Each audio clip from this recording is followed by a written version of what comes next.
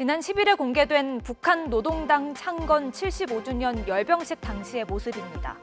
평양에서 이례적으로 새벽에 열린 이번 열병식에는 김정은 위원장이 지난 2015년 이후 5년 만에 참석하면서 국내외 관심이 높았는데요. 이에 따라 YTN은 조선중앙TV가 녹화 편집한 열병식 화면을 전해드렸습니다.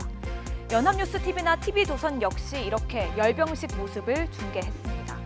그런데 배현진 국민의힘 의원이 이 열병식 중계를 두고 뜨악한 장면이라면서 북조선이냐고 비판하고 나섰는데요.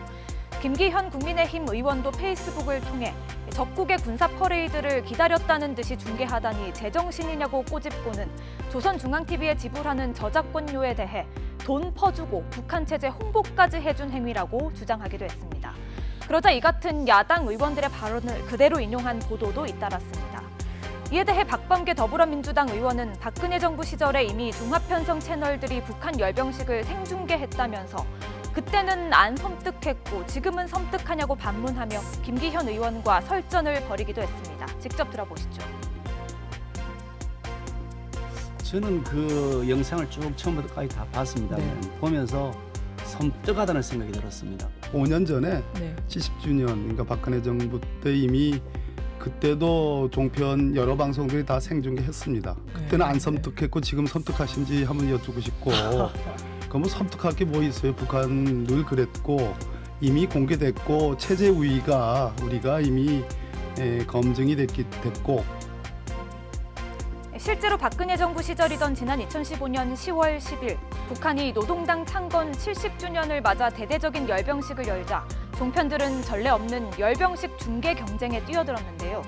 당시 TV조선과 채널A, MBN은 북한 열병식의 의미와 내용을 집중 분석하겠다며 군사 퍼레이드와 김정은 위원장의 육성 연설 등을 2시간 반가량 생중계한 바 있습니다.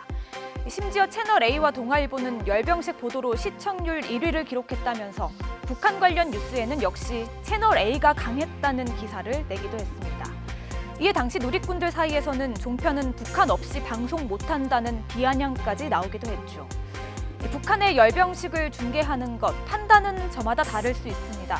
하지만 상당수의 북한 전문가들은 이번 열병식의 경우에는 북한의 대륙간 탄도미사일 ICBM의 공개가 점쳐진 데다 공무원 피격 사건 등으로 남북관계가 예민한 상황에서 김 위원장의 연설을 포함해 열병식 장면 하나하나가 매우 중요한 뉴스였다고 설명했는데요.